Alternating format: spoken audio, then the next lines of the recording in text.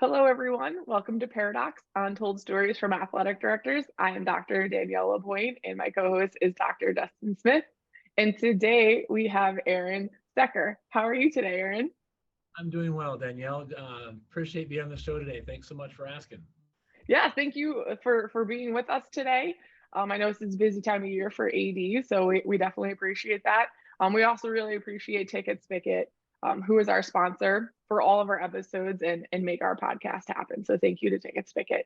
So Dustin, how are you doing over there this morning? You're always doing great. Are you doing great Yeah, today? I'm living the dream. It's a great day to be a Bulldog in Greenwood, Arkansas, and I can't ask for a better start to the day. And we get to start with a guy that I have a lot of respect for, and as a podcaster, that's really kind of been, I don't want to say cornering the market, but they've had a market share of the podcasting world for ADs for a while. Aaron Stecker has been part of the Beyond the Bench podcast, and we've had Scott Jarvis on here before, and Scott's a good friend of mine, and Scott said, hey, we need to get Aaron on there, and we need to have some time with Aaron. So, man, I'm looking forward to having Aaron.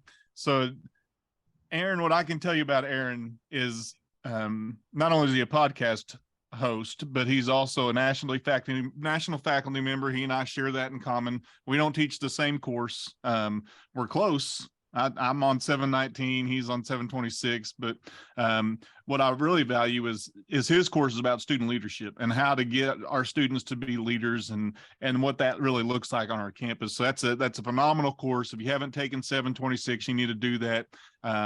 I'm sure it's offered at the National Convention, which is not too far from now, from when we're recording this, actually, which is crazy.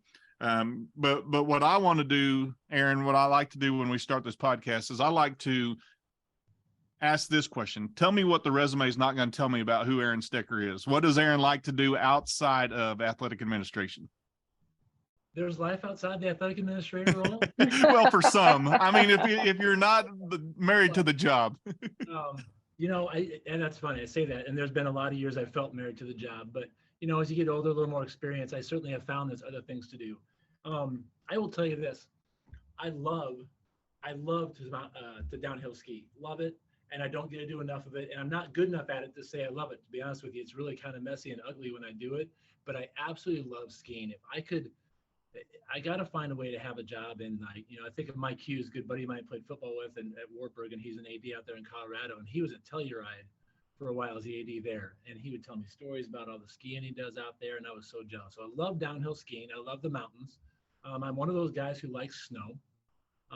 There's not enough snow. We've had a couple inches up here in Iowa now, and not enough yet. I want more. White Christmas kind of guy, and then keep it coming. Weird thing. You want to know other stuff I love and people kind of knock me on. I love long drives across the country with my wife.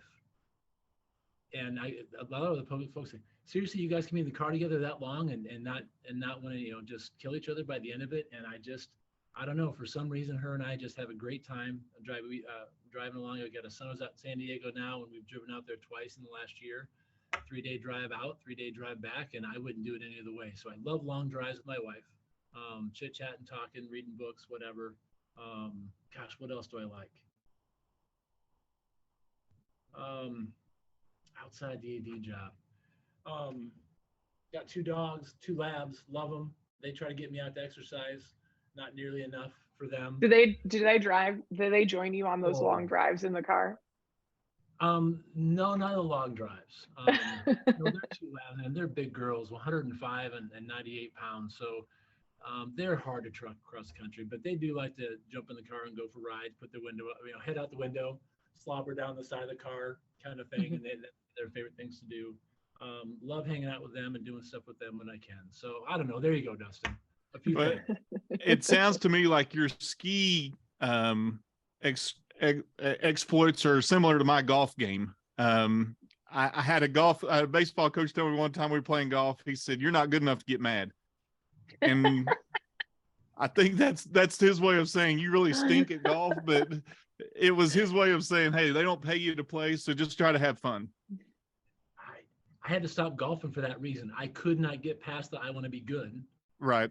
And I didn't golf enough to be good at it, I've struggled for several years, and now if I'm not raising money for a good charity, it's not worth my time because I just get too mad. Right.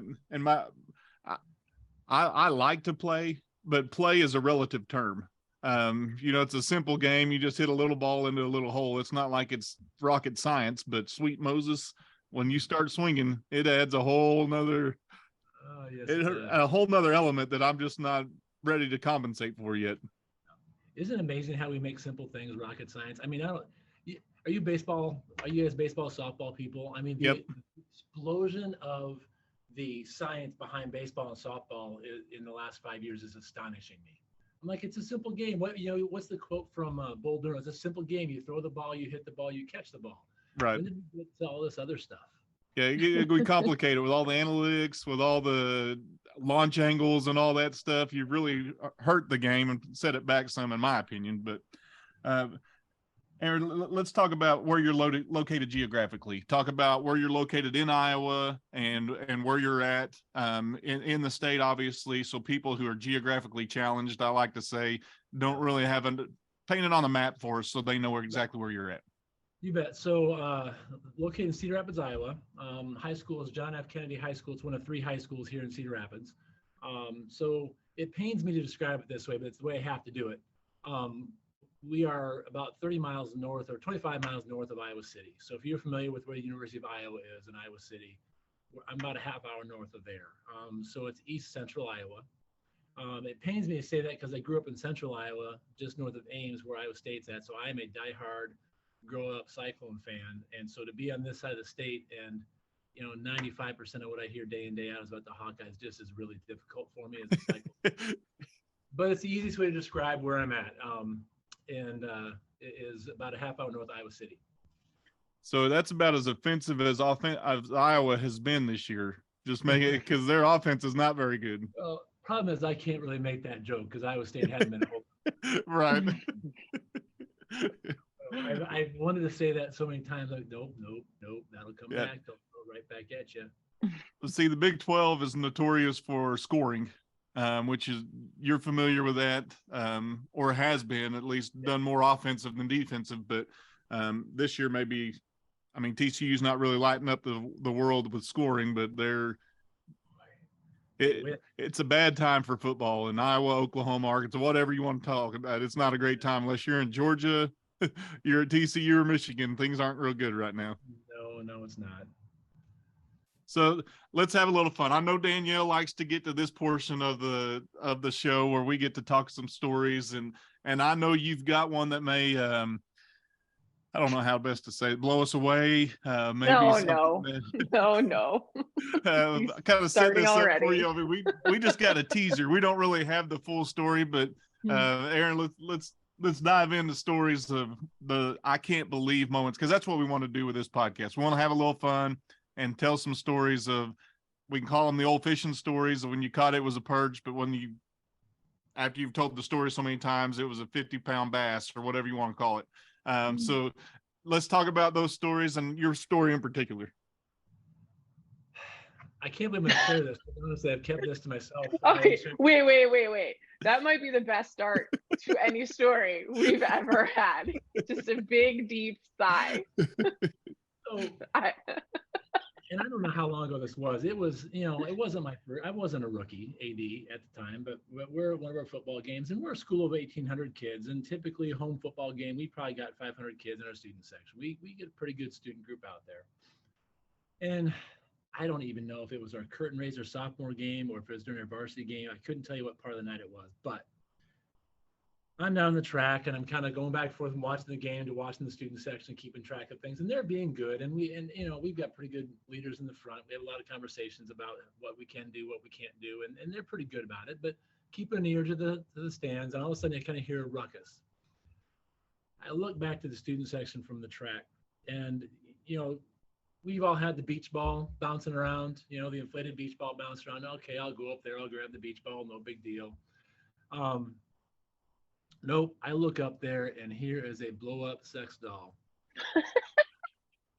I kid you not, being passed around my student section like a body pass at a concert kind of thing. Right. down around the student section. I look up there. So not a beach ball. Not a beach ball. Blow up sex doll, 6 foot tall, full, anatomically correct male sex doll. And I look up there, and I just start laughing. I just bust out laughing. I'm like, what am I gonna do with this? And there's that moment of, okay, you got me. You know, student section 1 on the night, Stecker 0, right? You know, kids. I'm looking up there, and I'm like, all right. So I go up there, and they know I'm coming. So I walk up the stairs, you know, go through the gate up into the student section. And of course, they pass it to the other side away from me because they want to make me play keep away with it. And I'm like, I'm not going there. And they want to keep it on that side, pass it around. Guys, I am not walking up and around the other side. I'm not playing. I'm not with the doll in the stands. So eventually they work it over, and I kind of start giving that look, you know, hands on the hips. Let's go. I'm funny, but I'm done. Let's go. So it gets its way over to me, and I'm thinking, well, now what do I do? Do I deflate it right here on the spot before I leave? No, I'm not going to do that. And I put in there the teaser for you guys when I described it. I said, the way you exit matters. So I have an option at this point. And about halfway up in the stairwell between the sections, I got an option. I can go up the stairs and out through the tunnel into the back mezzanine. And then about probably, 5 to 10 seconds, I'm out of the view of everybody in the stands. Because, of course, the commotion's got all the parents. I've got kids from the sideline looking up. They're not paying attention to the game at all right now. My poor coach is down there. We're trying to play a football game down here. What's going on? Because the whole sideline is watching this whole thing go on. The AD is playing with the blow-up doll in the stands. Yeah. So I got a choice to make. And the way you exit matters. So ADs out there, you find yourself in this position. How you exit the stadium matters. Do I go up the stairs and out the back mezzanine behind the stadium where I'm no longer visible? Of course not. Where do I go? I walk down the stairs to the track in front of the student section to start taking it down where the rest of my stuff is stored. And I get down the stairs through the gate in front of the student section. It dawns on me what I just did. And I turn and I look up in the stands. 500 cell phones pointing right at me, recording every moment of me carrying this doll down in front of the stadium, on the track, in front of the entire stadium. And that thing got retweeted, reposted, you pick the platform, doesn't matter. It lived for a good month. I would get tagged with a picture for a month on that. I just, moral of the story is this: it's going to happen. Something dumb like that's going to happen. The way you exit decides whether it ends that night or it lives on in your life for another month. So I'm going to ask this question just to start with. When you first see that, what are thoughts in your head? Are you trying to process? Are you thinking like the College World Series, you'll just go up there and tear a hole in it and just deflate it right then? Or are you just trying to figure out, is this really just happening, and how am I going to really attack this and get this out of there? Do they respect me enough just to hand it to me? Well, deer in the headlights is the best. Because that's a great idea. I actually have something on my key ring, those like slot light things that you turn the slot lights on and off with. Right. Why didn't I use that? Grab that, poke a hole in it. Didn't think about that at all, Dustin. So no, I probably reacted deer in the headlights. Like, is this really happening? And like I said, I gave him a little credit on that. I giggled a little bit. I laughed, and I thought, I don't mind showing them that. I was asked about that later on. I'm like, sometimes you have to laugh at you can't let them do it, clearly. And I had to send the message, that's unacceptable. But at the same time, it was a little funny. Am I accurate in saying that this isn't a subject in 726? You don't talk about this in student leadership, or maybe you should. Maybe we should. I don't know. I haven't run that by Susan yet as to whether that fits real well in the content, but maybe I should ask her. So where does this fit in, Susan? Certainly conversations with your student section leaders prior to the event would fit in there. So no, Dustin, I was kind of doing the headlights, and I knew I'd get it back, but they had a little fun with it, and that's all right. It was, here's the thing, in all seriousness, it's one of those moments where, as an AD, I could show a little bit of my human side on it. It wasn't really hurting anybody. Yeah, it's inappropriate. No, we don't want that in there. But honestly, okay. it was a chance for me to maybe show that human side a little bit and laugh about it. Nobody was hurt. Laws weren't broken. It was, it was more innocent. I do have a question though about the grand walk of shame for you. That way. How were you holding the doll? Like, were you embracing this with a hug? Were you dragging it behind you? I feel like you have it over your shoulder. Did you tuck it under your arm? I need to know. I had it in my arm. That's a great question, Danielle. No, it was kind of a football hold underneath. Now, if I was really having fun with that, maybe would have pulled the Heisman pose with it. That would have been kind of fun. I could have done that. It just helped me understand, like, the pictures and memes that were created thereafter, like what it was. I should go dig and see if I can find some, because it's more than 10 years ago. It's a ways back. Well, you think about the moment that those kids were jumping. Obviously, I tell my coaches, one of our standard, I call it a standard here, is that live like your life's on YouTube, because it is. These kids all have recorders on their phones, are all instant directors. They have they can make a movie real quick. And so here 500 kids have an opportunity to, the joke's on the AD because he's carrying off this anatomically correct blow-up sex toy right through the student section, right down onto the track, just in front of God and everybody. All the parents, principal, everyone. So I'm sorry, I got to come back to that. Go ahead, Dustin. Now, I'm thinking, I'm going to tie this into your long drives across the country with your wife. Has this been a point of conversation, or was there a conversation when you got home that said, what in the tarnation were you thinking carrying that out like that? There's more graceful ways to go. Yeah. If you got to carry a blow up sex toy, there's a better way to exit than the way you did. Like I said, I had an option, a choice to make, and I chose wrong. My wife, quite frankly, when I told her the story, she goes, "You're an idiot." That's an educator also. She's a fourth grade teacher, and she actually was our football coach here for a few years as well. It was before I was AD, but man, I tell people all the time, best coach and probably the best AD in our house is not me. And best educator is my wife, hands down. If she just looked at me and I told that story, she's like, "You're an idiot." She might have thrown a few other kids in there with it, but she goes, "You're an idiot. Why didn't you go out behind?" I said, "Because I didn't think about it at the moment." And Danielle, you talk about walk of shame. So the way our stadium is set up and the direction I was walking, the students were on, we're a north-south stadium, and the student section's on the north end of the stadium. So it wasn't just I had to walk past the students first, but my parents and the adult is next. And so I'm walking by, and they're all thinking the same thing my wife is. Stecker, you're an idiot. Why did you go? And they all know it, and they're telling me later on, asking, "Why'd you walk that way?" So it's not just a walk of shame in front of my students, but now my parents are having a pretty good time as well. I'm sure I was the butt of many jokes at the parent get-togethers for a while. Pun intended. The butt of many jokes. Yes.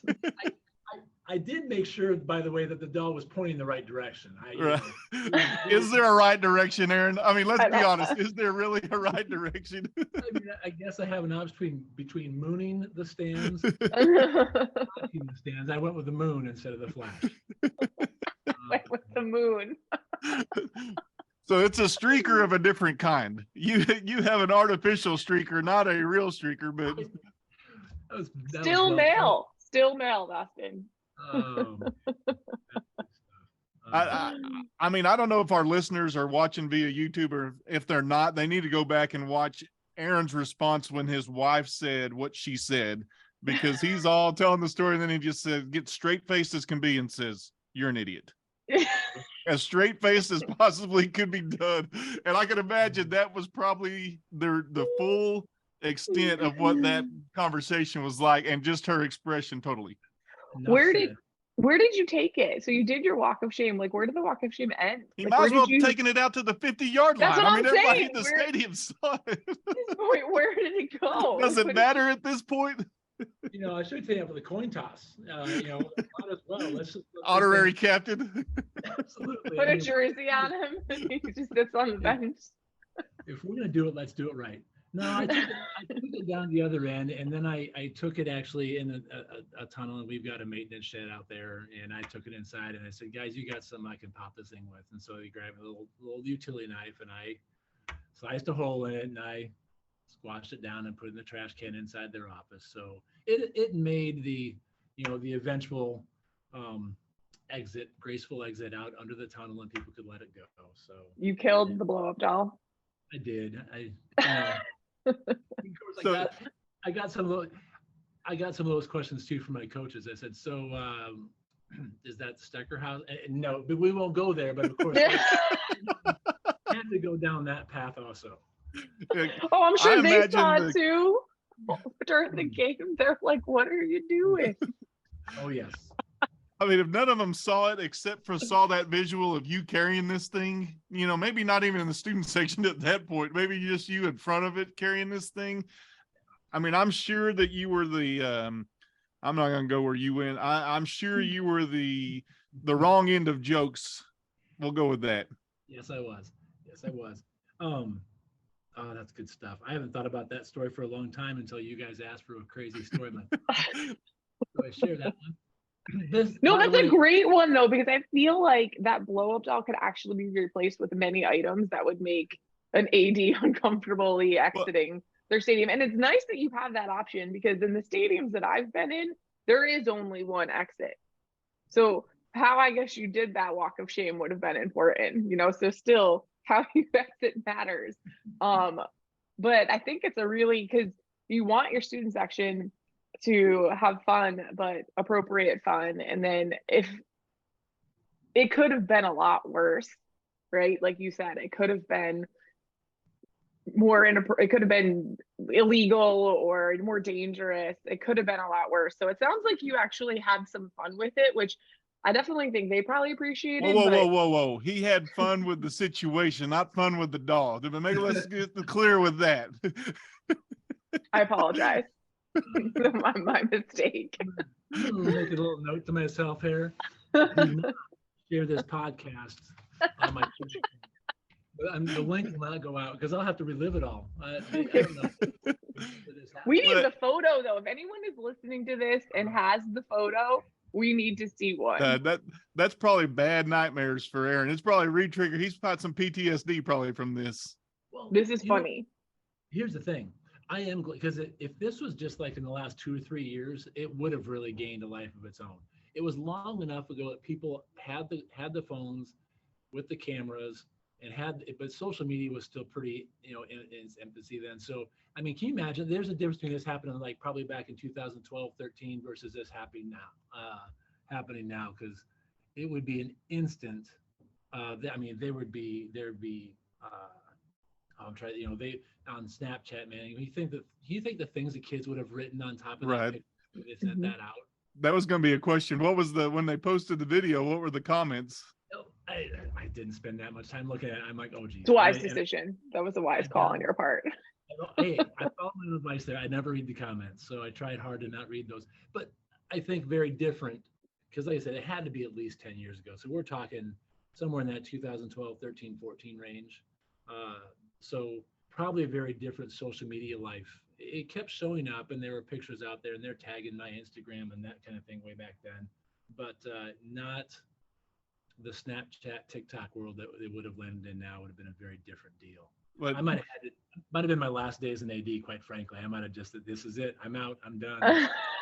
You have proven you are 1 for 2 in wise decisions so far with this story. The one you were not wise with is the way you exited, as you talked about. But that's a better batting average than I usually get. I am not a Hall of Fame 300 hitter. We have the pylons at our football field that's got our G on them. And it's all on all 4 corners. Well, we played one particular team and they stole one of our pylons. Well, it was missing right after the game. So these brainiacs, we go to play them in basketball, and they bring said pylon into the student section with the G's all over it, which they're clearly not. I won't mention their names, but their initials are Siloam Springs, which is a school district in Northwest Arkansas. Well, they have this said pylon in their student section, and it was a road game. We had a game at home, so I was watching it on live stream, and I see said pylon in the student section. And so I text my assistant superintendent who's at the game because his son's playing, and I said, "Hey, that's our pylon in the student section. You can't mistake it. It's got our G on it. I mean, it's clearly not their colors. They're maroon and silver. We're blue and white. So, and it's got our G. So I say, hey, can you go gather this?" And it was similar to what you went through, and kind of a keep away for a minute. And these kids are like, "You ain't taking that home. You know, this is, Oh yeah, we brought it. We're taking it with us." And he said, "Oh no, I'm not leaving till I get that, and it's going home with me." And so they played that little keep away game with him for just a little bit until he got a little more authoritative and took it. And now it wasn't nearly as shameful a walk as what you had, but the kids were videoing him, but it wasn't for positive reasons by any means. No, but you share that, and it is. It's just, and like I said, our kids, there's far worse things they can do. I mean, there's things they can say that can just embarrass themselves or families, your school, all that stuff, and things they can do. But man, they like to play that keep away game with you. So ADs, be ready for it, because if they can find a way to make you play that cat and mouse game of, I'm on this side of the student section, now I'm going to run on the top side and be in it. I mean, they'll make you look like a fool as long as they possibly can, hopefully in a fun way. But be ready, ADs, because it'll happen, and how you exit matters. But I think too, like what you talked about, like just being a human, and you kind of, you laughed and you're like, okay, fine, now it's over, give it to me. Like, and you let them have the chuckle. That reaction is probably a very positive one, and going to get you the item quicker, instead of just like going up there heated and yelling, is probably not the best way to approach that. Those pictures could have been a lot worse. Oh yeah. And frankly, I mean, when you start talking about, that's something I think the way you react as an AD in those situations, when you can be a little lighthearted in your reaction, in those moments, it's gonna build some collateral down the road for when you have to go up there and you have to have a really serious conversation. If they can see you recognizing the difference between, hey, that's kind of fun and lighthearted, and no, I can't let you keep doing that, but well done, good job, and have some fun with it. Man, when they are saying something to the opponents that you don't want them saying, or when they are behaving in a way where you've really got to, it has to stop, it has to stop now. You've earned that collateral with them as an AD, that, and when I come up here and I got that look on my face, I'm serious, and it has to stop right now.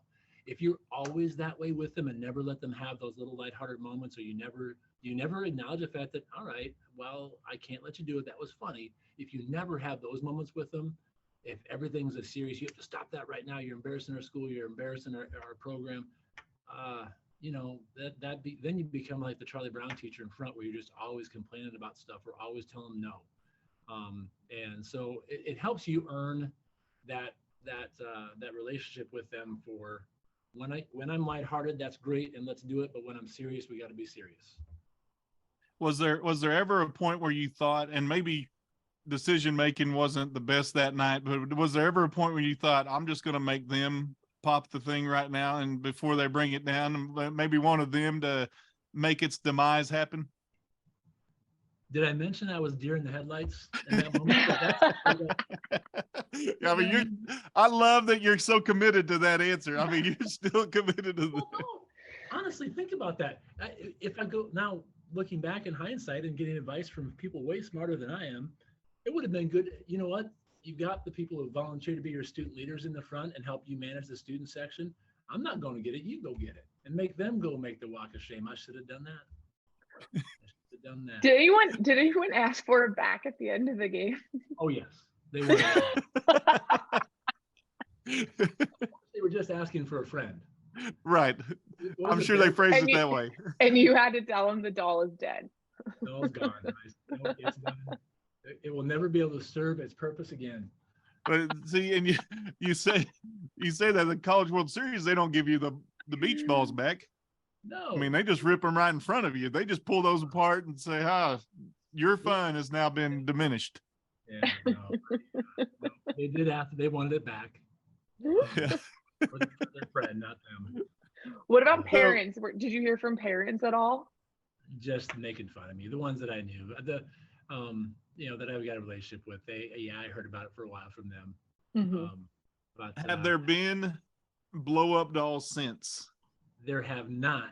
I'm a little worried about that because if this gets out and about, I'm sure there'll be one sooner than later. But that's all right. Mhm. We'll have But, fun with it but you too. know how to handle it now. You're going to go I up there. do. You are not going to be a deer. You're going to exit the correct way. Hold it above your head proudly. Absolutely. Think about it though. They're smart. Kids are smart. Yeah. If by chance they hear this and they, oh, we need to do that to Stecker again, that'd be hilarious.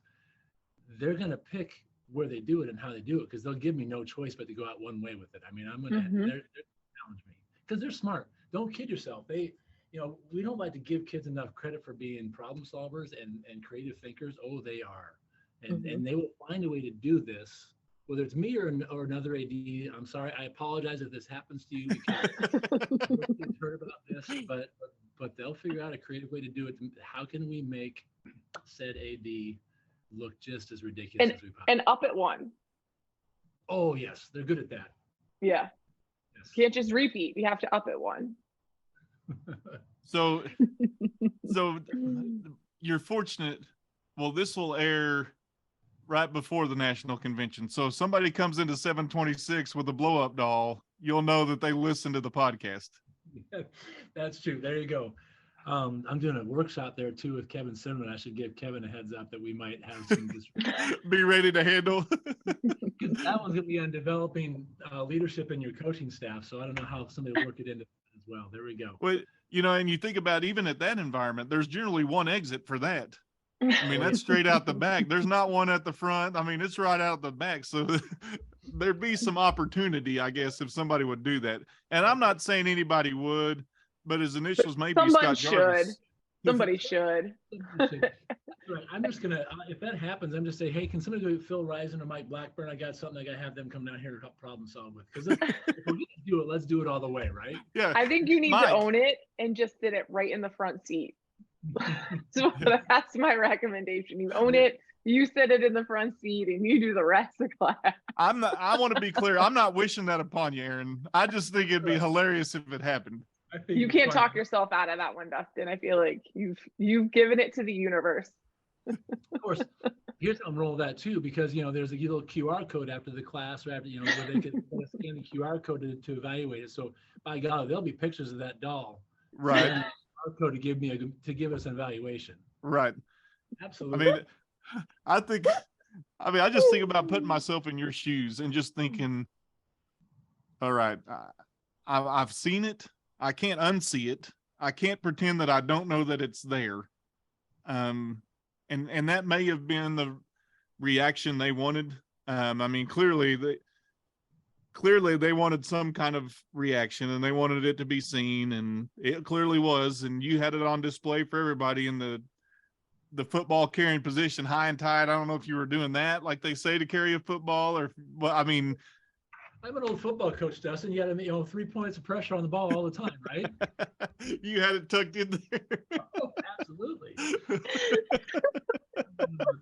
Oh man. Oh man, I really enjoyed this story because it just shows this is a lighthearted story. And sometimes, it's not necessarily always a lighthearted story. And this was definitely one at your expense for sure. And I don't know what your relationship was with your principal or your admin at the time, but I feel like that joke could have rolled for a long time too. It's shown up a few times. I was saying, right on your evaluation, next time you'll handle the blow up doll differently. Aaron is very hands-on. He really knows how to control it. We need to create a flow chart, problem solve for the blow up toy. If the blow up toy shows up in the library, here are the steps we follow. If the blow up toy shows up in the student section, here are the steps we follow in the contact of everybody involved in helping to solve that crisis. Do you want an action plan for the blow up toy? We've done it for everything else. Why not have them for the blow up doll, right? The best thing, and I think to summarize kind of what Danielle was saying, this was the humane way of dealing with the human situation that we deal with. And a non-human situation, I guess, pretend human, if you will. But you are definitely the first one that's had such situation on our podcast. So you are in esteemed category all of your own. Is there like a trophy or medal that goes along with that? I mean, that's coming out. I'll just tell you, Yeah. be ready. There will be awards. There will be awards. We joke about it and laugh, but of all the things that can happen to ADs or the problems that the fires you have to put out at events or in your school and things like that, man, if they could only all be this harmless and funny, wouldn't that be great? It would be. It would. Well, and I think the perception of how you look at it obviously is key to that. And you mentioned that. I mean, if you went up there with just steam coming out of your ears, and could they take you serious any other time? But you took it in stride. You let them have a little fun with it and know that this isn't causing any harm to anybody. It's just visually unappealing and probably something we shouldn't be doing, but we got our laugh out of it. We're out of it. We're on, and now we're reliving that 10 years later for you and for the world to hear. I'm so glad you did. Now we understand why the response was, I can't believe I'm telling this story. Yes, now it's the beginning of the story really lined it up for us. Well, I appreciate the opportunity to relive it. Yeah, well, and I do think it is, like I say this all the time, but it is important for these stories to be out there, because you don't know what AD is listening to this where they had something similar happen and they're like, what am I doing wrong? Why do I feel like I'm alone in this? But you're not alone. This is happening to ADs across the whole country. Maybe not necessarily a blow-up doll, but some sort of object they have to remove, or these weird situations that we get ourselves into and we have to react to them. And no one's ever told us how to do it. There's no book on how to deal with this. No class taught you how the proper removal of a blow-up sex doll. That was not a course. We can work on writing that course together, Dustin. We should start. No, never mind. Yeah. But you're right. And like you said, it's not pick and choose when the battle and how you take it on, because it'll matter down the road. Like I said, how you exit matters, and I suppose that there's a couple different ways to look at that. My mom used to say, you talk about picking the battles and finding out which hill's worthy of dying on. And clearly that wasn't a hill worthy of dying on. And so there's places you got to take a stand. You got to draw a line in the sand, but this wasn't one of those. All right, you had your fun. And I think that's probably the takeaway I'm getting from this. And we like to talk about takeaways on this. It's okay to have some fun. And it's okay to let some kids have some fun. They pushed the limit and saw how far they could go with this. But it goes back to what we've said a couple times. It was harmless. Nobody was getting hurt, and it wasn't illegal per se. So sometimes you've got to take a moment, and that deer in the headlights look is real. I mean, we're humans. We're going to deal with that. And that first reaction is going to be, am I really seeing what I think I'm seeing right now? And then it's the process of, all right, because the world's looking at you to solve the problem. It's an athletic event. Solve the problem, AD. Oh, believe me, the fingers are pointing real fast on that of who's going to go solve that problem. There was no doubt who in the bleachers. Yeah, and you weren't pointing fingers at anybody other than yourself. Here I go. Yep. Well, and I think we talk about the takeaways, and Dustin mentioned that, but how you exit matters is just a beautiful way to put any of these situations. That could line up to so many different situations that ADs find themselves in. How you handle that, how you exit it, how you end it matters. And it sounds like you had a better choice, but in hindsight, but we all have better choices in hindsight. We do. But at least you did it, proudly. The Walk of Shame was proud, it sounds like, and you owned it. So, I mean, it worked out well, especially for us in our podcast. You have to, and honestly, and we talked before we started recording on that. It's one of those things that it's probably good I'm being reminded of this, because I shared with you guys ahead of time. One of the knocks on me, and I think you're right, Danielle. It would probably be a knock on a lot of ADs, because we get to these events and we have so many things that we're trying to figure out. Is the PA system working right? Is the music playing okay? Are the officials, all the checklist things that happen at events. And I think oftentimes our face just becomes this stoic, don't bother me. I'm busy. I got a lot of things on my mind right now. Look on our face, and we take ourselves too seriously, and we miss lighthearted moments that help build relationships up. So it's probably good I'm reliving this. It's a good reminder that I do take myself too seriously sometimes, and I do have to spend some time finding those lighthearted moments with students and staff more than I probably do. So probably good I'm reliving this right now. It's a good reminder for us. Well, I'm glad. I'm serious here. I'm glad that you came on and you shared your story and that you had some fun with us, because I think growth happens in those uncomfortable moments, and those uncomfortable moments sometimes are laughing at ourselves, and we've got to laugh. And that was the whole point of this podcast, and why Scott thought you'd be great for a guest on here. And I'm glad you jumped on and said, all right, I'm a veteran in this podcasting world, and here's these two with this infant program, and I'm going to jump on it and just try to have some fun. So I appreciate you doing that. Seriously, I appreciate you jumping on and saying, hey, I'm going to have a story, and I'm going to share honesty from my viewpoint and what I went through. And that means more than I can ever put into words, but our listeners are going to be able to listen to it and say, okay, I get that. And now when I see you in Nashville, I'm going to be able to say, all right, Aaron, I want to ask you a few questions I didn't ask on the podcast, but I want to ask you a few questions regarding that situation. So we're moving to the is it going to be the PG-13 version? We moving to the NC-17 rating questions? This was the I'm only PG-13 PG version. I don't go to any other level. I'm just PG. Yeah. No. Well, whenever you take yourself too seriously, any AD, just need to remember your bud moment. Blow up doll. See what I did there? Yeah. Is blow up one word? Is it hyphenated? I mean, that's the question. I mean, I don't know if that matters right now. I think it's hyphenated though. But Aaron, brother, I do thank you, and I look forward. I'm gonna visit with you in Nashville, but I don't know if Scott's got you penciled in to come to Arkansas AD conference or not, but if you are, he's speaking at it, I know, and I know you guys are usually part of that process. So if you are, I want to talk to you in Nashville about that, but if not, I want to talk to you in Nashville about getting you to that.